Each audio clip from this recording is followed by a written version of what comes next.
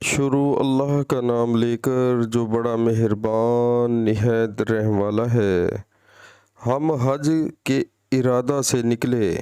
جب ہم مقام صرف میں پہنچے تو میں حائضہ ہو گئی اور اس رنج میں رونے لگی کہ رسول اللہ صلی اللہ علیہ وآلہ وسلم تشریف لائے۔ آپ صلی اللہ علیہ وآلہ وسلم نے پوچھا، تمہیں کیا ہو گیا؟ کیا حائضہ ہو گئی ہو؟ میں نے کہا ہاں۔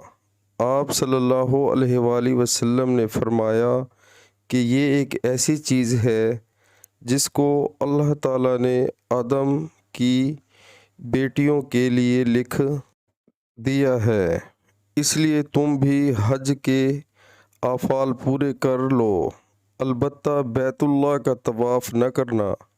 عائشہ رضی اللہ تعالی عنہا نے فرمایا کہ رسول اللہ صلی اللہ علیہ وآلہ وسلم نے اپنی بیویوں کی طرف سے گائے کی قربانی کی۔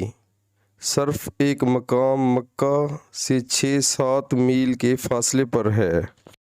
صحیح البخاری کتاب حیض کا بیان۔ عورتوں کے لیے اس حکم کا بیان جب وہ نفاس کی حالت میں ہوں۔ حدیث نمبر 294۔ پیارے مسلمانوں، اللہ تعالی ہمیں حدیث پاک سن کر اس پر عمل کرنے کی توفیق عطا فرمائے، آمین۔